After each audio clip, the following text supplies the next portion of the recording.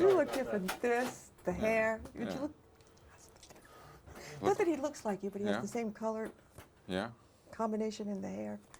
Great. I won't. Speaking again. Okay, here we go. I forgot where we were. So listen, what we're talking about was that it would be impossible to have the opportunities that I have without the success that's attended some of the films, and that's what makes you famous, if you will.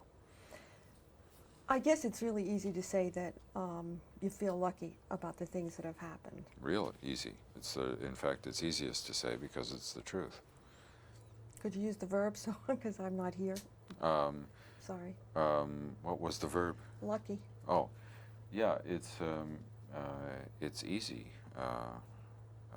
to describe yourself as lucky when you manifestly have been lucky to be involved in the things that I've been involved in.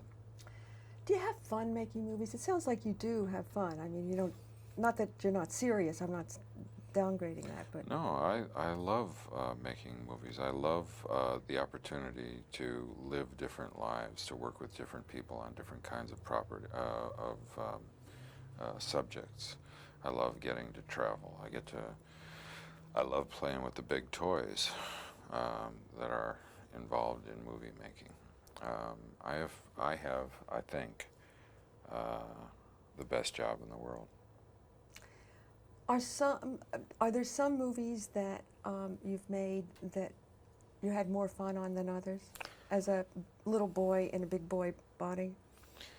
Sorry. Certainly there are some experiences that are more fun to go through than others. A lot of times filmmaking is very fraught, very difficult, very complex. And other times, as in the case of this film, which we called Air Force Fun, it was a ball to go to work every day. But even at its most difficult, it's still better than a real job. And it is demanding and rewarding and very, very engaging. That's what I look for. Was like the Indiana Jones movies, because you did jump, run, and do all those physical things, which I guess you like, was that fun? You were already grown up when you were doing it, because I know how old you were when you started the real career. Well, I was 35 when I first did Star Wars, so I was even older than that when I did Indiana Jones. Even in those fantasy films, fantasy adventure films, I found that I have the same job to do as I have to do in a straight drama like Devil's Own or in a film like Air Force One. The job is always the same. That's to help tell the story through character behavior.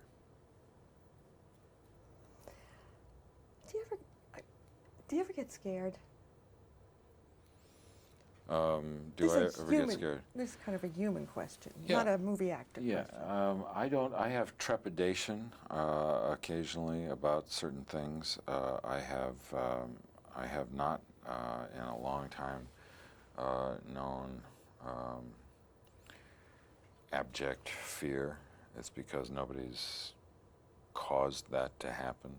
Fear is something, in my experience, that only comes like that when you're unprepared for it.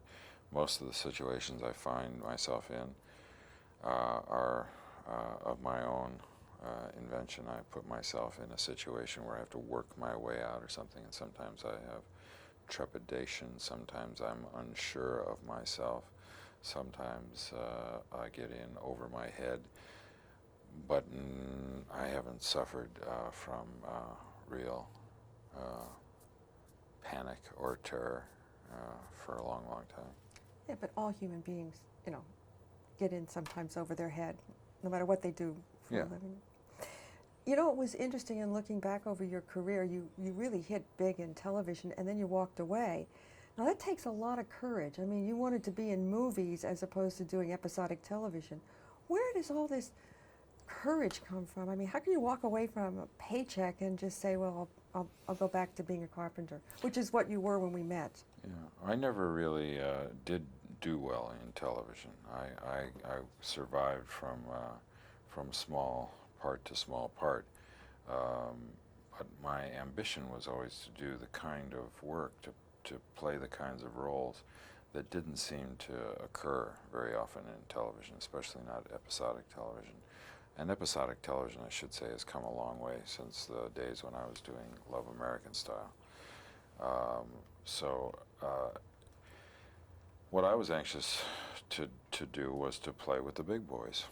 I wanted to do ambitious kinds of films. I wanted to take on characters that were a bit more complicated and interesting to play than the kinds of roles that I was playing in television. And I was aware of the fact that if I stayed at the same place doing episodic television over and over again, I would wear out my face and never get a chance to do the kind of work I wanted to do, which seemed only to happen in movies. And because I discovered another way of putting food on the table for my young family by doing carpentry, I was able to wait it out. Because I always knew one thing, which is that tenacity was more important than almost anything else. That I arrived in Hollywood with on the metaphoric bus with a group of young people who all had a similar ambition to mine. And as the years went by, the attrition rate eliminated many of those people from the competition pool. And finally there was only a few of us left from that entering class. And I always saw life that way, that you really had to stick it out to prevail. And along the way, of course, I learned a great deal more about my craft than I knew when I first started. I think they'll kill me if I ask another question, right? Yes. We're running dangerously close. Dangerously close. It was just that you're an ordinary man, an extraordinary Job. Yeah. Great. Good to see you. Give your husband a chance.